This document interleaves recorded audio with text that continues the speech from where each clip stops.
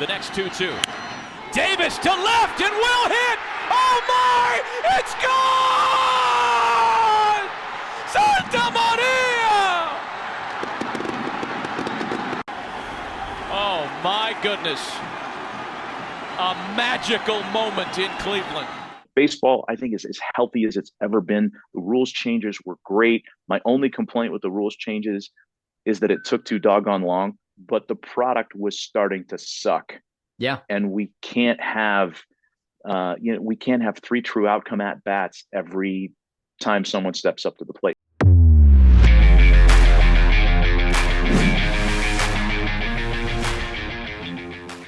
Hey, welcome to another episode of the Setup Man podcast. And before we get started today, I do want to let you know that from now until November 1st, so we only have about a week left on this, you can earn a hat or shirt from the Setup Man of your choice. I'm wearing both right now. Here is the Setup Man shirt, and check out that hat. Yeah, a lot of people have been giving me compliments not only about how they look, but also how they feel for a workout. Buddy of mine I was just talking to today, he's like, I wear that hat to every single workout. Another buddy of mine actually sent me a video of himself walking his dog the other day with the shirt on, and he's like, this is one of the most comfortable shirts I have. So if you are all about swag and you want to get a hat or a shirt, or maybe even both for free, all you have to do is these 3 things. Number 1, review us on Apple or Spotify, or subscribe and leave a comment on YouTube. So one of those 3, review on Apple, review on Spotify, or subscribe and leave a comment on YouTube. Number 2, you're going to take a screenshot of you doing that. So if you just left a review on Apple, you're going to take that screenshot. And then you're number 3, going to email it to me, Kyle at setupman.net. Kyle at setupman.net. That will automatically give you a free hat or shirt. You're not going to be putting a drawing. You're not going to be putting any sort of raffle. You're going to get that free hat or shirt just by doing that, but it ends November 1st. So if you're listening to this right now, as we're releasing this at the end of October, you're definitely going to want to do this right away. Now, as for this episode, this is week number 2 of our 4-week broadcaster series. This week is Matt Vasgersian. You may know him from MLB the Network, where he's one of the top anchors over there, or maybe you're going to recognize his voice from MLB the Show. We had Boog Shambi on the show last week. He's the new voice of MLB the Show, but Matt Vasgersian was the voice for, 15 years, something like that. So I got to work with Matt side by side, and I've got some stories. Some of them I can share on here, some of them I can't. But one of the stories that I loved about working with Matt was I was an aspiring broadcaster. I was in college. I was 21 years old at the time. And I was the head radio guy for our college team for baseball. And I had been recording a lot of stuff, and I put it into a tape, and I kind of, felt guilty asking him, but I said, could you take a listen to my tape? And believe it or not only did he listen to it, but he sat down with me for an hour before a game started, and he just gave me all of his thoughts on my tape.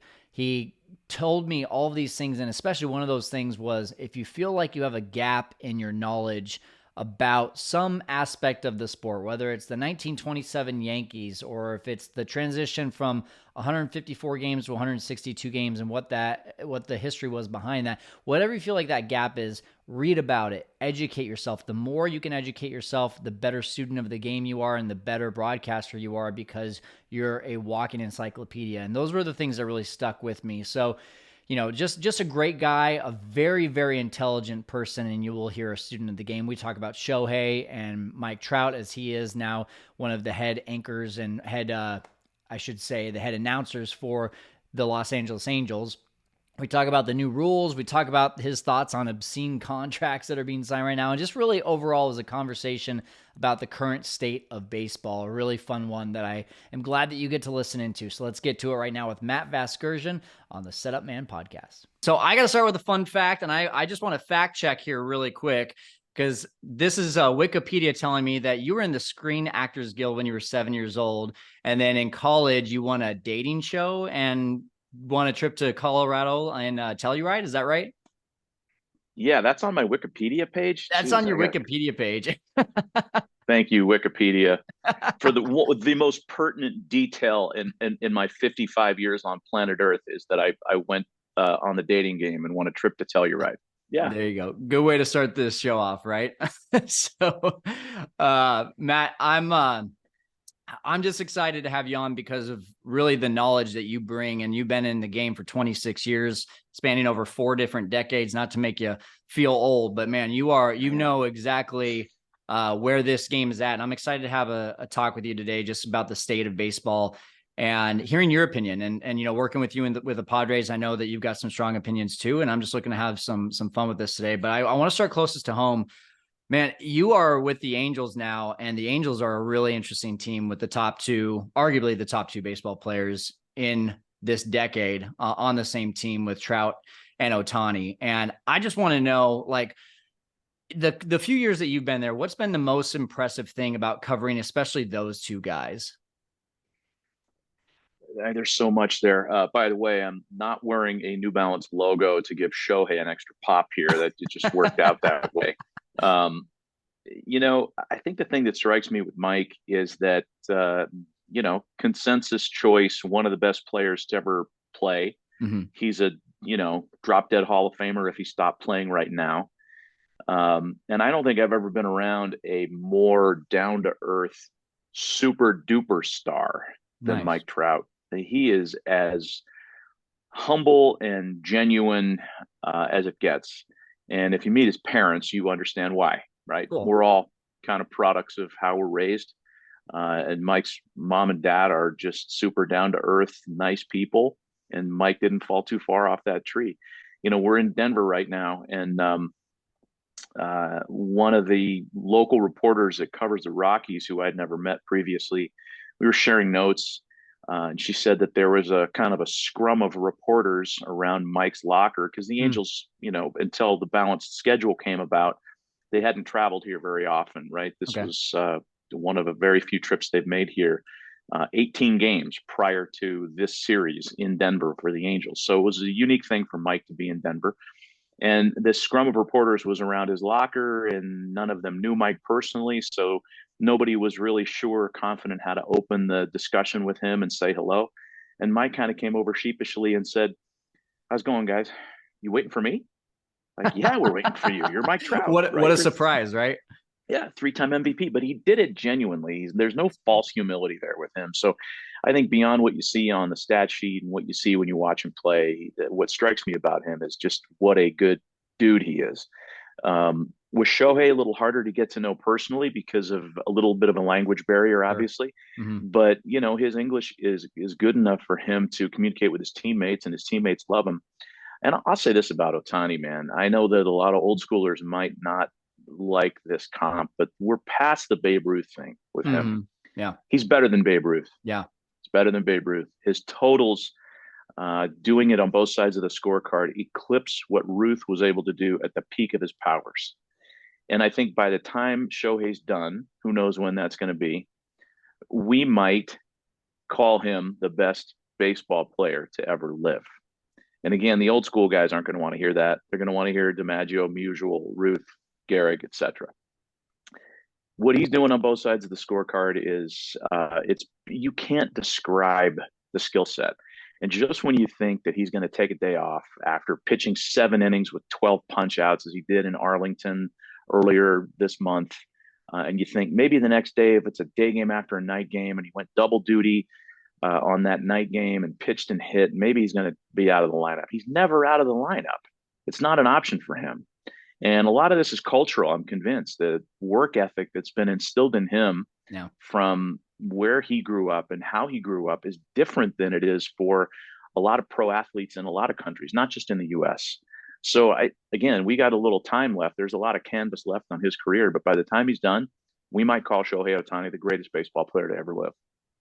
Well, and without having the stats in front of me, isn't it true that Babe Ruth really only pitched for a few years to begin with? Mm-hmm. I mean, I know we talk about him as a two-way player, but that didn't happen for only a small percentage of his career. Very true.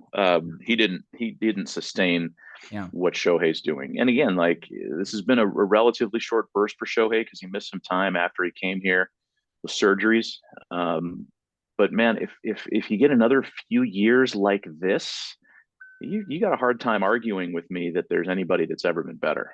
Yeah, Absolutely. Well, and I love that story about Trout. Do you have any sort of behind the scenes story about Ohtani like Trout? He comes across as a very like polite and courteous guy on camera. Do you get the same thing in the locker room? Yeah, he's I'm not in the locker room with him as a teammate, so I don't see him interacting with his teammates the way his teammates would. But all of his interactions with us, with guys that cover the team and people that are with the team, whether it's media relations or media, they're all very, very much the same. Very polite, very respectful.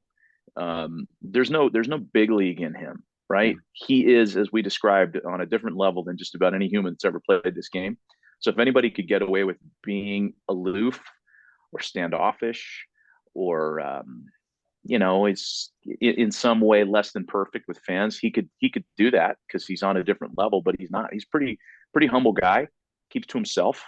I don't have any real insightful, hey, Yeah. there was this time Shohei and I were Sure. hanging out having lunch stories because I don't have that kind of relationship with him. Sure. I don't think anybody does outside the players.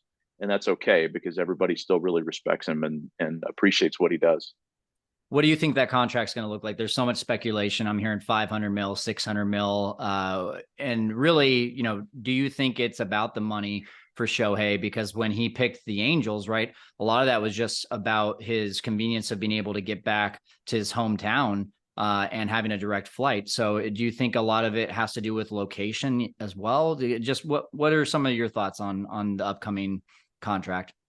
Yeah, I mean, I think it does. There are people that have different opinions on this, and I'm not saying this with any insight at all. Um, but I think he likes being on the West Coast. Yeah. Um, I don't know that New York is a perfect place for him. I know he has an appreciation for Boston because he's dominated there. He's had some amazing performances at Fenway Park. I just feel like he's a West Coast guy, and there's enough sizzle on the West Coast now, up and down the coast from Seattle to San Diego, to where if somebody's willing to pay the price, I could see him staying on the West Coast, and that includes the Angels, by the way. Everybody seems to think that he's going to sign someplace else. I'm not that convinced. I don't think anybody really knows at this point. Well, especially with the year the Angels are having. Obviously, we're recording this in June. I'm pretty sure this is going to be released towards the end, if not after the season. So, it's still to be seen if he's still wearing an Angels jersey by the end of the year. But, I know Mike Trout at the beginning of the year said, hey, let's make the playoffs to keep Ohtani around. Do you think that also looms large with his decision, just the success of the team? Yeah, I think it would have to. I think everybody's pretty clear on that. Like, a winning season, a postseason year, that would probably help. But again, nobody really knows what the calculus is going to be. Is he going to look for simply the biggest paycheck?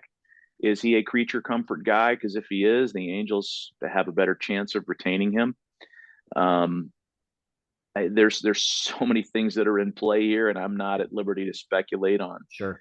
length or value of a contract. It's going to be huge. That's all I know. It's going to be jaw dropping as it really should be based on his talent. I've got a theory, and you being with the Angels, especially last year, they were expected with Trout and Ohtani healthy to be a playoff performance team, and they didn't get anywhere close to that.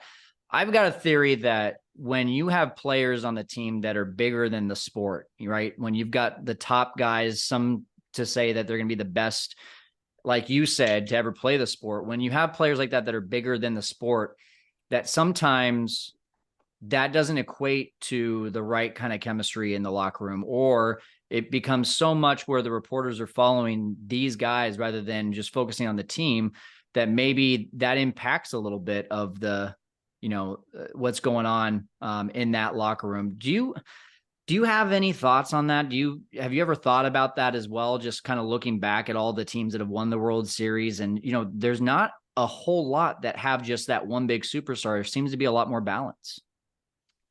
I think that's the key word, balance. And I don't know if having one or two superstars, works against the team dynamic. I don't know about that. I see why you would kind of go down that road in your mind.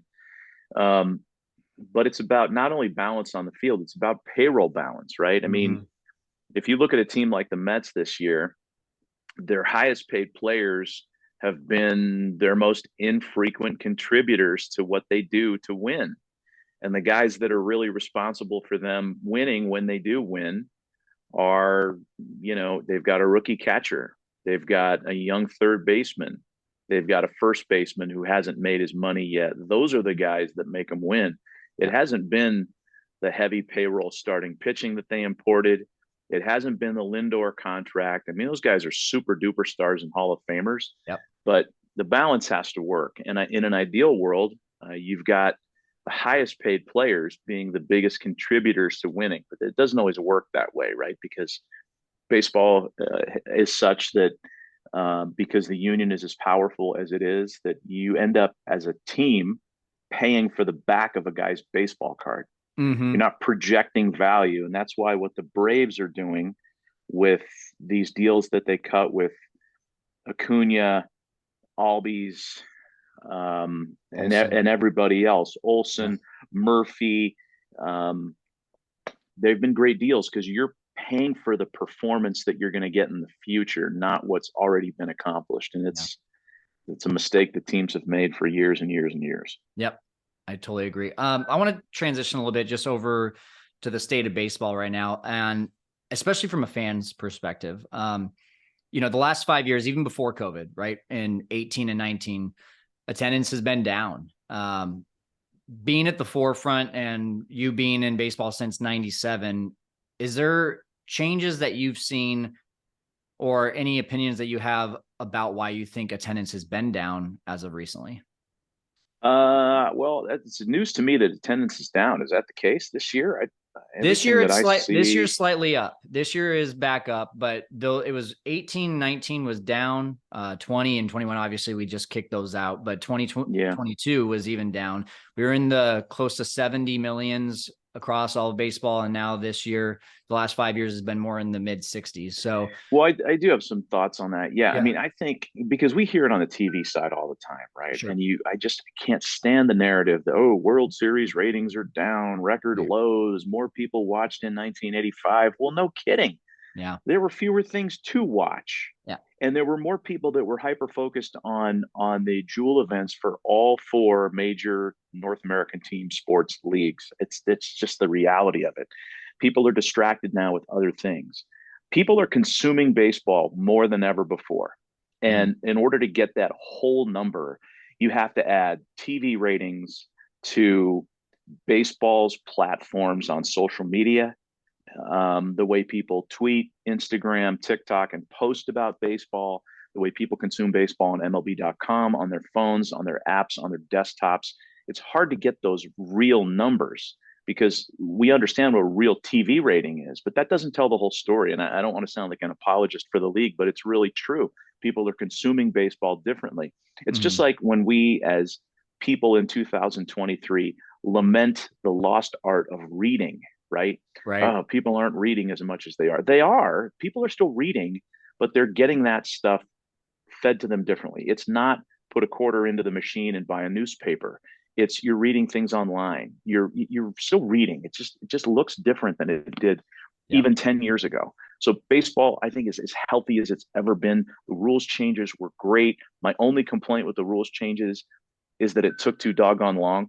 Because look, I've been barking about legislating against the shift for years, and I'm among many that have. But we have an off-season talk show on MLB Network called Hot Stove, and we're on in the mornings. And I get it. We're running counter to college football and NFL season, so only true baseball fans are on us. And even those guys, a lot of them are sleeping because we're on in the morning. But we spend an inordinate amount of time every offseason griping about the shift. It's brilliant if you're constructing a roster during those rules years and you want to come up with the best run prevention team possible, then the shift is great. Those metrics help winning. They don't necessarily help in the entertainment value of the sport. So when the league gets together and they try to think of ways to make the product more interesting, a lot of the people that came up with those things push back because, hey, this is our strategy to help us win. The Brewers come to mind, right? The Brewers are a mid-market team, small market team, if you will. And one of their advantages was they did things a little smarter. So they could win on the margins with things like the shift because they couldn't afford to go sign Aaron Judge. Right. So they have to do things differently. You take that away and they get hacked off. Well, sorry, but the product was starting to suck. Yeah. And we can't have we can't have 3 true outcome at bats every time someone steps up to the plate. We can't have games where nobody's running. So with the shift, it took away athleticism. There's no ball in the gap. There's nobody going first to third. There's no hit and run anymore. That stuff has been fixed with these rules changes. I think the one I was real kind of hesitant to accept was legislating the number of throws to first base. Pitch clock, good. Yeah. But when you tell me you can only throw to first base 2 times, I didn't like that at first, but it's been fine. And the proof's in the pudding. Stolen bases are up. Attempts are up, and it's pretty dramatic. But stolen base percentage is only up marginally. It's not up as much as you'd think. So it has not led to this run wild landscape. Like, these rules changes are good. And I don't know of anybody that disagrees with that. There were some players initially that were reluctant to accept this stuff. Pitch clock, batter clock. Matt Carpenter of the Padres was outspoken, and I have a lot of respect for Matt because he's not only a good dude, but he's a really good veteran player. Mm-hmm. And he said, you're telling the 750 best players in the world who've done it a certain way for years that they have to change overnight. He made a good point, but they changed. Yeah, they did. Everybody's adapted. Well, and that was kind of where I wanted to go next. You know, you saw Tim Anderson probably whispering to Jose Abreu about like, hey, I hate the pitch clock. And then Max Scherzer has always been outspoken. So, but you're hearing from the players, aside from just a few, that this has overall been a good thing. Is that the major consensus? It is. Okay. I know that there are moments where a guy gets called on a pitch clock violation and he curses the day these new rules were ever put into effect, but you've only got 15 seconds to get over it and deliver another pitch. So the short-term memory stuff really applies here. And I think players understand this is the new landscape. It is a better product and it's for the greater good. Now let's talk about the transition with the roles of starting pitchers and relievers. You know, over the last 20 years, I feel like, 15 years ago, it was not unheard for a guy like Greg Maddux to go out and throw 10 complete games in a year, right? And now you get a guy like Sandy Alcantara, who was just like on a whole new level last year with complete games, and I still think he only had like 5 or 6. The role of a starting pitcher for a traditionalist baseball fan, I miss seeing the complete games. I miss seeing the shutouts. I feel like, though, there was about a 5 or 6 year span, and I think about especially the World Series with the Rays and the Dodgers, where Blake Snell was taken out right after 5 innings of 1 hit ball or something along those lines. And I think about that. That was like at its peak of just like, hey, 3rd time through the lineup, we're not putting starting pitchers anymore. I feel like this year we're getting back to maybe a healthy balance of that. What are your thoughts just on what you've seen of this evolution? And are you more of the traditionalist, or are you more of like, hey, I want to just see whoever can go out there and throw a 0 up on the board? Yeah, no, I mean, that's where I'll consider myself an old schooler. I like you miss the days where a guy could potentially finish what he started. Yeah. I'll give you an example. I had an MLB Network telecast in Houston not too long ago. It was the Mets in Houston, and Max Scherzer was as good as he's been ever. He was great. He was brilliant. At the age of 38 with 3 Cy Youngs on his shelf, he still can do it. And he dominated for, oh man, did he go 8 or 7? But there was no reason he couldn't have finished other than the fact that, he was at 90 something pitches, and it's just not in the calculus anymore for a guy to finish a game unless he gets to the 9th with, fewer than 75 pitches, which is hard to do.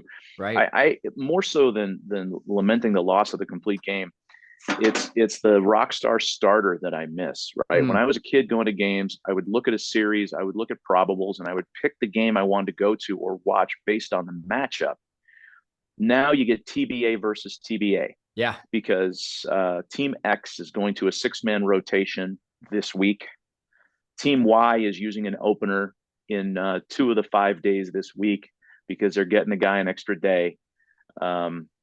the days of, opening up the newspaper and seeing, Randy Johnson versus Chris Carpenter or whomever. We go back farther for even more scintillating matchups. Like, those days are harder to find now.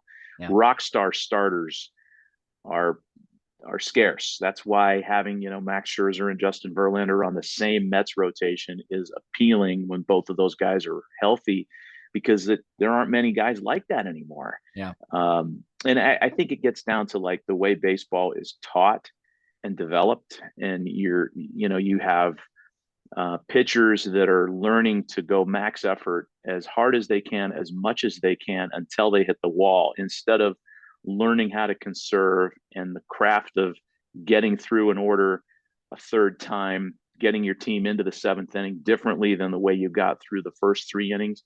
Like, those nuances are harder to find now, and I'm not mad about it or blaming anybody for it. It's just the reality of the way baseball is now. Yeah, I completely agree. What about on the other side with relievers? I mean, it seems like, again, going back to 15, 20 years ago, if you had one guy throwing over 94, 95, he's probably your closer. Now that's lucky to be a sixth or seventh inning man. Do you like the extra velocity? Do you think it really brings more excitement to the game? Where are you at on that? Well, I mean, I've always liked watching craftsmen. I've always Mhm. liked watching guys that can, manipulate an off speed pitch, or guys that can spin it to get swing and miss. I like that kind of guy. But, the velo guys are here to stay. And Yeah. it really is, it's just the growth of the sport, right? You could have the same conversation around the NFL and the NBA. Guys run faster, guys jump higher, guys throw harder in baseball now. It's just the evolution of it. So it's not a bad thing. When Felix Bautista comes out of the bullpen, he's throwing 99, or Chapman's throwing 102. Yeah. Hitters are also better too. So the skill level increase is commensurate on both sides of the scorecard. It makes it just a little more interesting. But we do take it for granted, the fact that people throw harder now than ever before. Absolutely. All right. This year, just the stupid amount of major contracts over the offseason was crazy. Aaron Judge, 360 for 9 years, Machado getting his 350 million extension, the shortstops getting, Trey Turner and Bogarts, for example, getting the 10, 11-year deals of 300 million or right around there. Do you think this is, if it feels to me, Matt, like it's these teams saying, hey, we're going to give you an obscene amount of money for 10 years, but we really only expect you to be good for the next 5 or 6, then we'll just deal with it for the last 4 years. Do you think that's good for the sport? If that's in fact the mentality, I could see why somebody would say no. Yeah.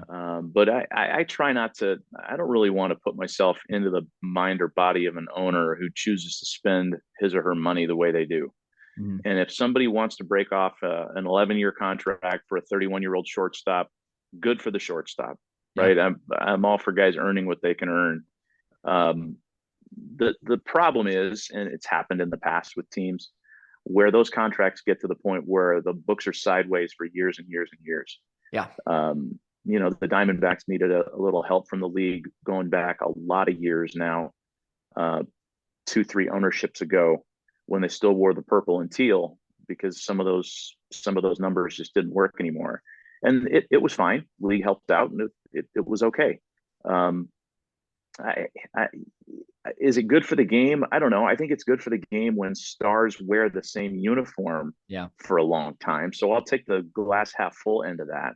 I do like what you said earlier, though, about paying players for what they haven't accomplished yet, like what the Braves really focus on, versus these teams that are paying guys for what they've already done. Putting finances aside, do you think that's a bigger reason why the books get sideways, because of that mentality rather than just the number that gets put on the contract? Well, I think the appeal is such for owners that want to not only win, but they want to provide this sizzle kind of roster for fans to consume. It's intoxicating. You have a chance to sign a super duper star, and the courtship process is two ways, right? The agent is courting the team the same way the team is courting the owner. And, the presentations that a lot of agents make are very powerful, complete with, here are some reasons beyond just what this guy does on the field, why he would be of value on your roster. So there's a lot to that. Landing superstars is a big deal. Look at the Giants this offseason, right? They swung and missed on a few guys. Yep. Bridesmaids for a few guys, if you will. But they're having a pretty nice run this year. Are they as sexy as they would have been if they had Correa and Judge in the lineup? Would, all the broadcasters, would Fox be there every Saturday for them if they had those guys? Probably. They're good and a little more anonymous this year. So, what are we after? Are we after a collection of superstars that are going to make for good TV and sell a lot of jerseys? Or are we trying to win? You got to think of it this way too. If you're the Mets and the Dodgers, the Red Sox, the Cubs, the bigger market teams, they don't have that latitude with their fan base and their market to say, all right, we're in a 3-year rebuild. That's not acceptable there. They have to, if they're going to rebuild, they have to rebuild on the fly and try to win at the same time. The Yankees did it a few years ago when they made a couple of trades with the Guardians, and they brought up Gary Sanchez and he went nuts, and they got Chapman, and then they got Chapman. But like they were able to kind of retool the roster and stay winning. But for the most part, those teams they can't ask for that kind of largesse from their fans the way the Pirates can, the way the Reds can. The Reds have been terrible the last few years. And it's really nice to see their drafts paying off and their young nucleus come together this year in a much needed winning season for a market that's pretty good for baseball. Yeah. But not every market's like Cincinnati. The Mets and Yankees can't do that. The Dodgers can't do that. Absolutely. All right. I've got one more question before we get to our lightning round. You have talked about how you've been rallying for the shift and the shift being eliminated and it finally came about. What else are you wanting to see? Have you been rallying for anything else? Is there a certain rule or certain thing that you've been pushing and really want to see Major League Baseball take action on? I think it's time for regionalizing divisions a little bit better. I mean, luckily we're not in a place that we were 30, 35 years ago, where the Dodgers and the Braves were both in the NL West. Right. What is that? Yeah. But that was the case back in the day. I still think there's a way to fix it. The problem is kind of where I am now in this mountain time zone area. What do you do? Where do you put the Rockies? The Astros and Rangers are interesting. You'd like to have them in the same division, but with whom they occupy that division is a good question. But if there is a way to kind of really cut up the country, truly regionalize the league, I think that would be pretty cool. I think it'd be something that would captivate some fans too. Okay. I like it, man. All right. Time for our rapid fire lightning round segment. It's called the 27th out. You ready for this, Matt? Let's do it. All right. What is your favorite pregame meal? Anything carbohydrate rich. The 4 major food groups are rice, pasta, bread, and cereal. So awesome. Any one of those things. Yeah. Awesome. What's a pregame ritual as a broadcaster that you have that maybe not many people know about? Empty the bladder. That's constant. That's constant. At the age of 55, it happens more frequently than ever. Probably some sort of caffeine intake in the 15 or so minutes before we shoot the open, just to make sure the synapses are firing properly. Like it. Who is your favorite player of all time?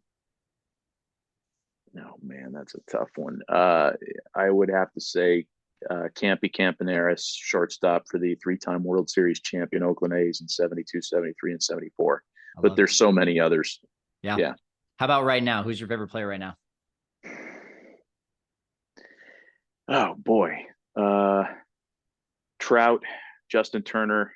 I mean, there's so many guys that I like watching. Those are the first 2 names that pop into my brain just because they're both good dudes and great players. That's good.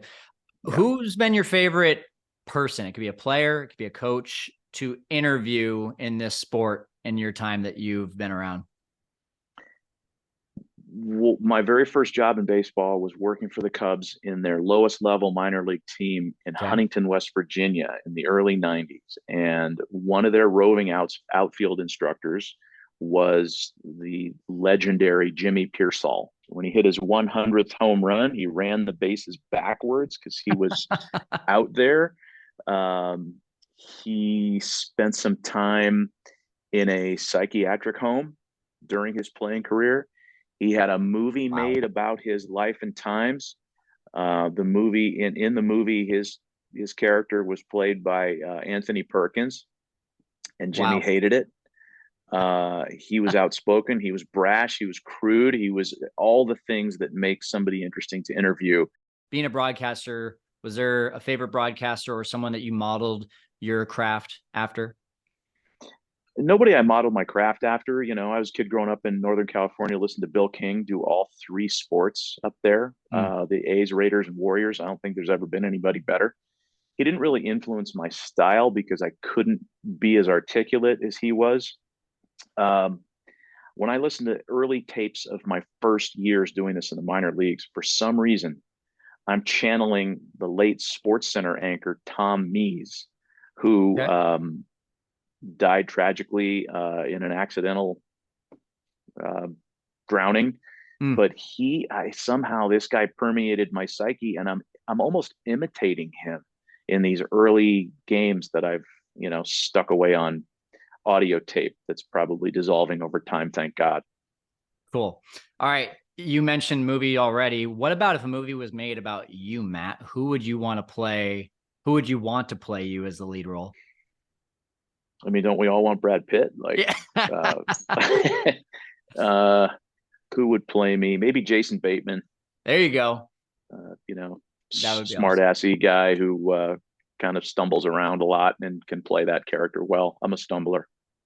There you go. And last one here. If you could go back to your 12-year-old self, what would you tell yourself? You're not going to believe this, but you can be anywhere in the world and watch any Major League Baseball game you want on a device that fits in the palm of your hand. And I'm a kid that at the age of 12 used to listen to baseball on the radio thinking it was the greatest thing in the world. That would have blown my mind. Awesome. That is a great answer. Okay. And I've got one last curveball for you on the final pitch question. Matt, can you do me a favor and in your best broadcast voice say Santa Maria, the Setup Man podcast is awesome? Santa Maria, the Setup Man podcast is awesome.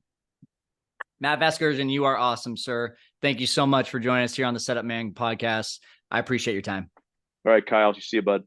I hope you enjoyed that conversation with Matt Vasgersian. Next week is week number 3 of our 4-week series of broadcasters. Len Casper is next up. He is the current White Sox voice of their radio station. And then he was also with the Cubs for 16 years on TV. He talks a lot about that transition. It seemed like for a lot of people, oh, you're going from the Cubs to the White Sox, you're a trader. Oh, you're going from TV to radio, you're taking a step down. Actually, for him, you'll hear where his heart was at on all of it and how it was actually a step up for him. And once again, if you are listening here before November 1st, 3 steps to getting your brand new Setup Man hat or shirt. Number 1, review us on either Apple or Spotify, or subscribe to us on YouTube and leave a comment. Number 2, take a screenshot of yourself doing that. And number 3, email that screenshot to kyle@setupman.net, where I'm going to go ahead and ask you for your address so I can send you that hat or a shirt.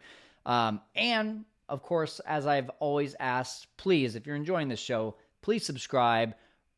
Please review it. Yes, we've already talked about that, but please share with 3 of your friends that are also baseball fans, because I know they're going to enjoy it just like you do. Well, that's going to do it for now, Setup Nation. I'm going to go put my arm on ice. We'll see you next week.